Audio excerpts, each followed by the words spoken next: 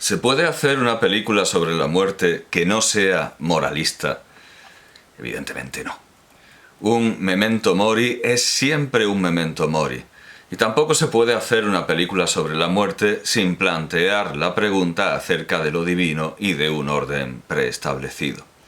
Roger Ebert lo supo ver muy bien al reseñar Final Destination de James Wan de 2000. Decía, la película, a su manera, es bíblica en su dilema, aunque los estudiantes usen la palabra cifrada hado, destino, cuando realmente están hablando de Dios. Con sus propios términos, a su propia manera, usando la lengua vernácula adolescente, los estudiantes están teniendo discusiones metafísicas. En la traducción he repetido una palabra, no recuerdo si decía trascendentes o metafísicas, sí, creo que metafísicas, eso es. Con sus propios términos, a su propia manera, usando la lengua vernácula adolescente, no trascendente, los estudiantes están teniendo discusiones, bueno, trascendentes o metafísicas. El moralismo, hasta aquí Ebert, por vía de la representación de muertes extravagantes de Final Destination, tuvo muchos seguidores e imitaciones. Era, por supuesto, un juego de palabras, porque, bueno, claro, evidentemente en inglés hay diferencia entre destino físico y destino como hado.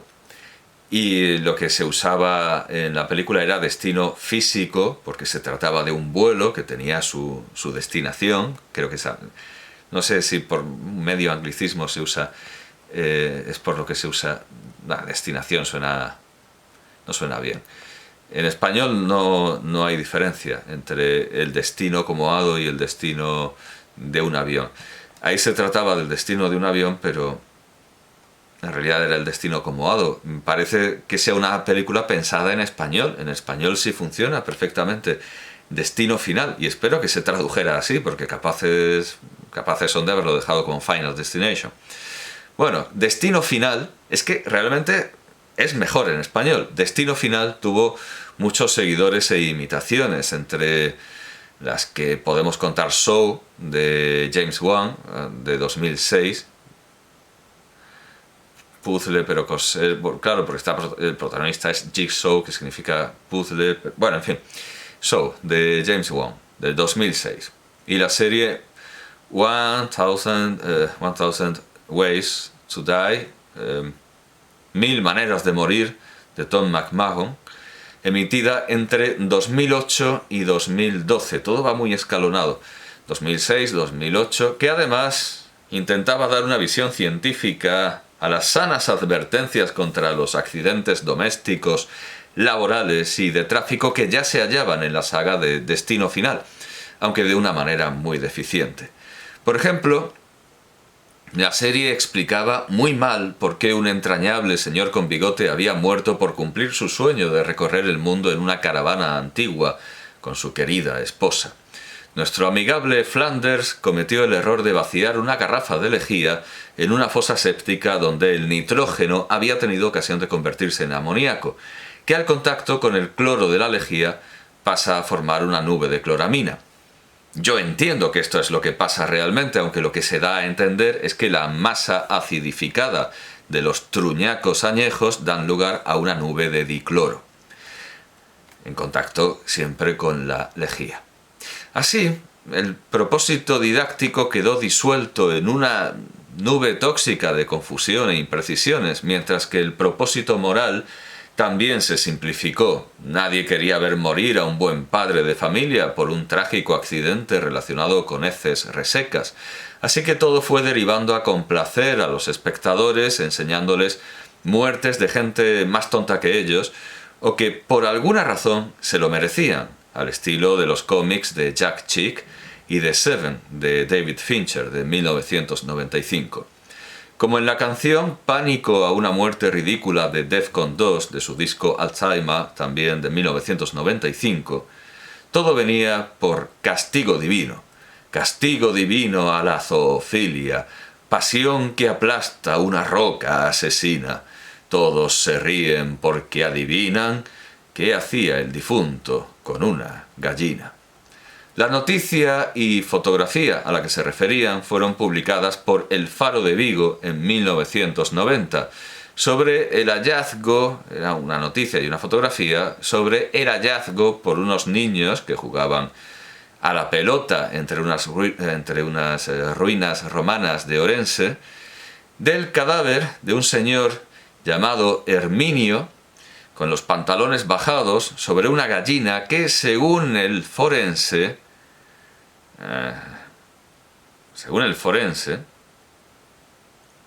habría causado de manera indirecta su muerte porque un lienzo de muro se desprendió por causa de sus movimientos pélvicos, no los movimientos pélvicos de la gallina, que incluso dudo de que tengan pelvis, sino del señor llamado Herminio.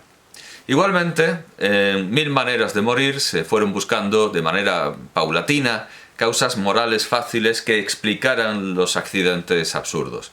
Por ejemplo, un muchacho que practicaba parkour acabó con el cuello atravesado por una tubería porque se tiraba demasiado el moco y le gustaba vacilar. Y una ejecutiva acabó demediada por un ascensor literalmente, en la serie Mil maneras de morir, por zorra.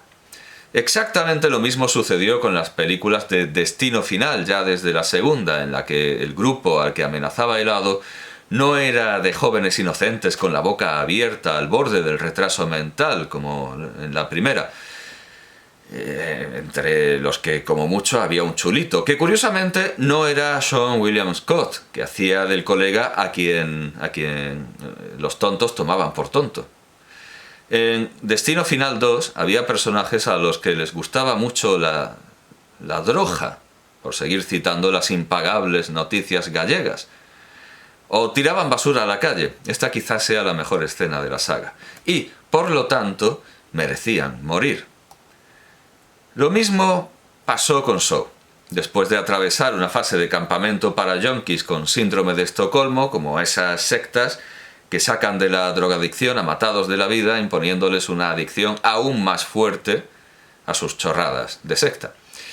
V de Vendetta de James McTeague, de 2005, llegó a abogar por el terrorismo, la tortura y el secuestro como medio de iluminación de todos aquellos que no estuvieran en el recto sendero, como el gordito progresista homosexual que tiene un Corán en su casa, no porque sea musulmán, sino porque es muy bonito, interpretado por Stephen Fry.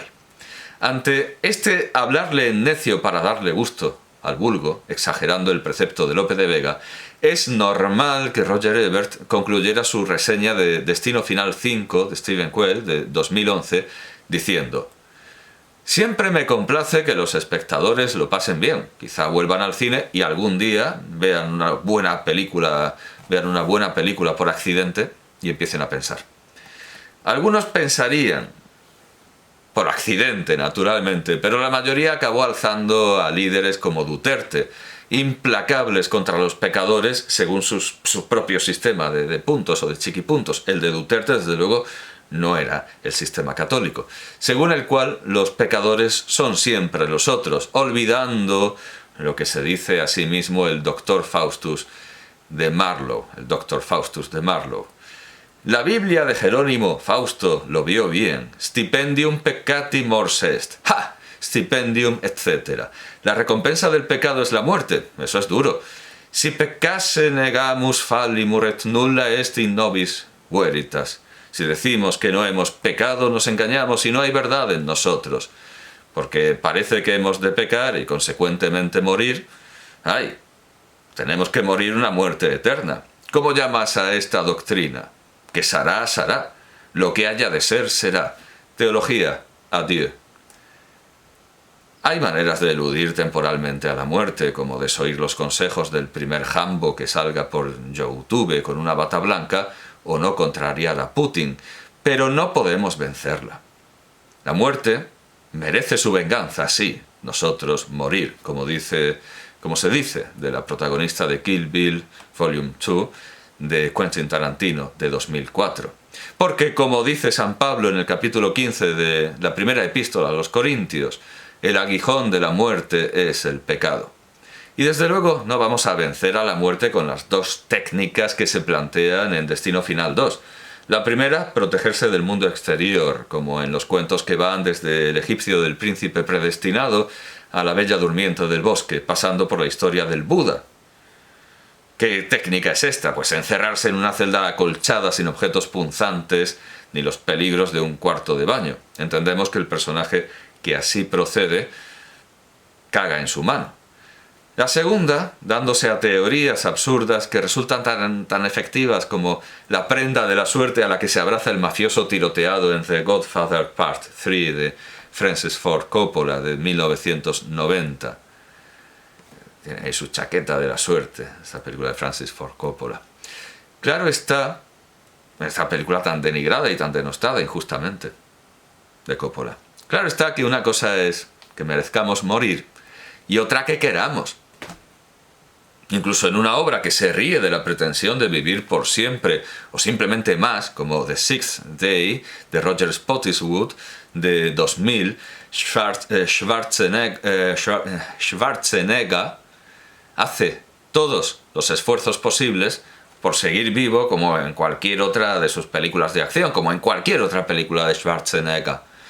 La película de la cual la saga Destino Final tomó todas sus ideas, es The Omen, de Richard Donner, de 1976. Y esto incluye tanto las muertes rebuscadas, freak accidents, así se llaman, tanto en la saga de la profecía, o del Omento, pero bueno, el Omento es incluso una parte del hígado, como en Destino Final, como la idea de que los signos que anuncian la muerte de cada cual pueden leerse en sus retratos fotográficos, algo que tiene precedentes en la pintura, como el autorretrato tuerto de Víctor Brauner de 1931, antes de perder un ojo, o el de Alfonso Ponce de León de 1936, en el que aparecía muerto en un accidente automovilístico, que es exactamente como murió. Este cuadro está en el Reina Sofía, en el Museo Reina Sofía de Madrid. Pero en The Omen no se luchaba contra la muerte, sino contra el demonio. Algo que no solo sí que es posible y tiene sentido, sino que es una obligación, como colaborar con la justicia, pagar los impuestos y conocer el español. Ahora bien, el protagonista de The Omen no es el demonio, sino su hijo, al que en la película se identifica con el anticristo, y a este, a su vez, con la bestia de la tierra, que luego resulta ser el pseudoprofeta del Apocalipsis. Todo esto en el Apocalipsis. La palabra anticristo no aparece en el Apocalipsis.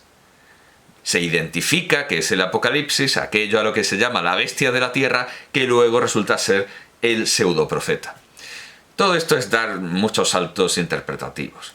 La teología de la película es heterodoxa y herética y entronca con la ridiculización de las sectas extravagantes de la Tentación de Saint-Antoine de Flaubert, de 1874, y La Voie lactée de Luis Buñuel, de 1969.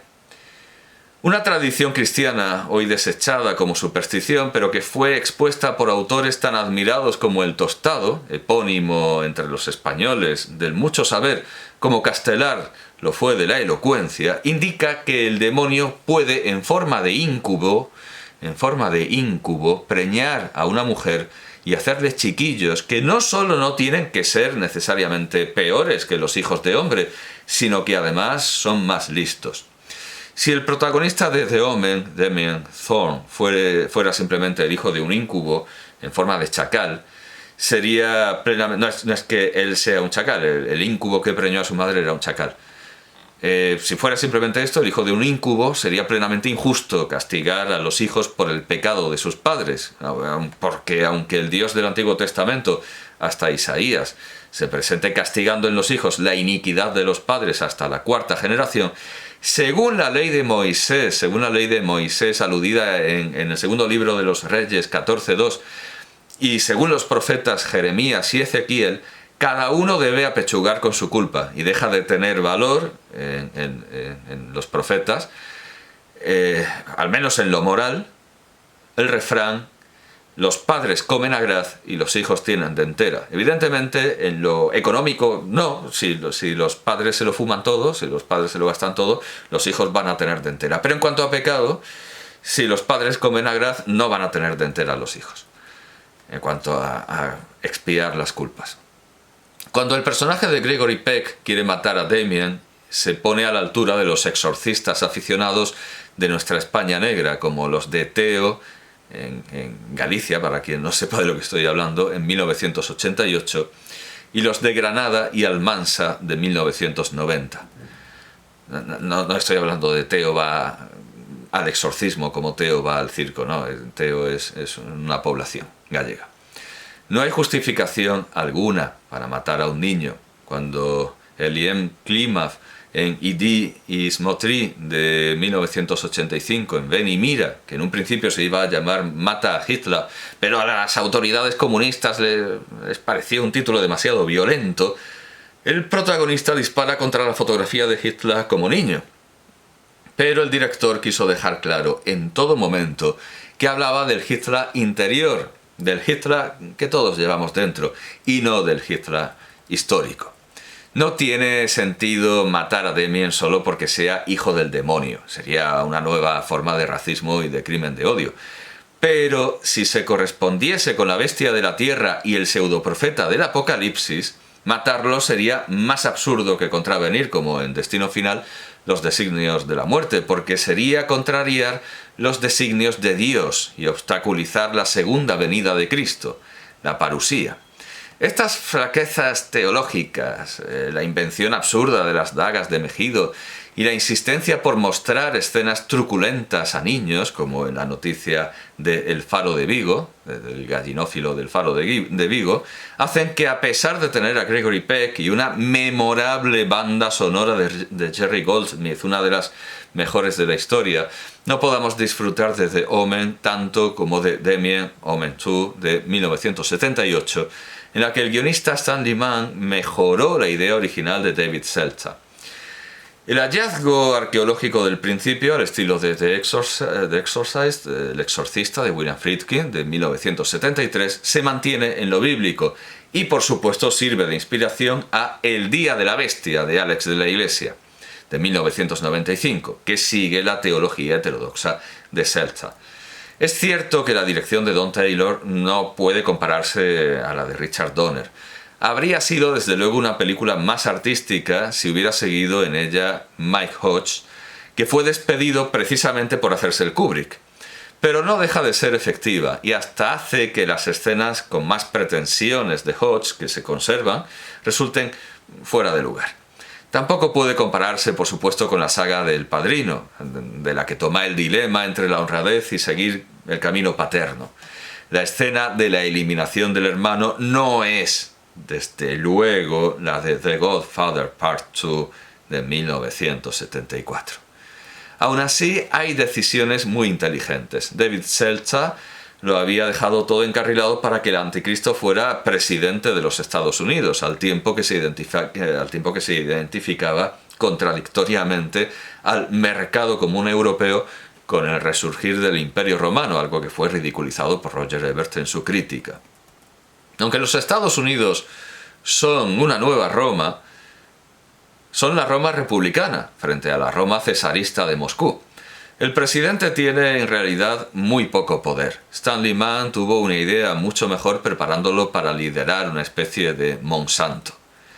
Pero ante todo, tuvo el acierto de convertir la historia en una novela de formación y además militar, como en Child's Play 3 de Jack Benda de 1991, en la que Damien, sometido a diferentes influencias pedagógicas, no solo empezaba a experimentar extraños cambios en su cuerpo, sino que se interesaba por explorarlo, encontrándose así la marca de la bestia, aunque escrita de manera algo incoherente en números arábigos, lo que tampoco lo convertiría en el Dajjal islámico, el mentiroso, porque nuestros números árabes son diferentes a los originales, y estos a su vez a los números indios, aunque vengan de allí. Todo lo que pasa después de la escena en el Museo Field de Historia Natural de Chicago, que se hizo pasar por Nueva York, es decir, las siguientes entregas de la saga, todo lo que sigue, que resulta que no es solo Omen 3 The Final Conflict, a pesar de que se llama El Conflicto Final. Bueno, pues no fue la única. Esta película de Graham Baker de 1981, con guión de Andrew Birkin. Porque luego vino Omen 4. Es que, claro, profecía, y es que Omen sería presagio más que profecía. Omen 4, The Awakening, el despertar, de Jorge Montesi y Dominique Ottenen-Girard, de 1991. Es una película canadiense, incluso, con guión de Brian Taggart. Estas dos películas destrozan todo lo que había arreglado el guión de Stanley Mann, convirtiendo al anticristo en una versión depauperada de Juliano el Apóstata, y para eso ya estaba Sign of the Pagan de Douglas Sirk de 1953, que atribuía a Atila la muerte de Juliano. Desde luego, entre los anticristos históricos el mejor definido fue Hitler, que parecía protegido por la providencia, según el precepto de Orosio de que todos los gobernantes son mandados por la providencia. A todos los gobernantes los manda la providencia, a los buenos para premiarnos y a los malos para castigarnos. Hitler sobrevivió a una infinidad de atentados y al final fue él mismo el que se quitó la vida, en tanto que Atila murió de una hemorragia nasal mientras dormía como si fuera un nerd. En cuanto a Damien, no llega ni a presidente de los Estados Unidos, ni a monopolista, ni a nada, y deja a una hija con muy pocas salidas, dado el machismo que impera en el mundo de la escatología.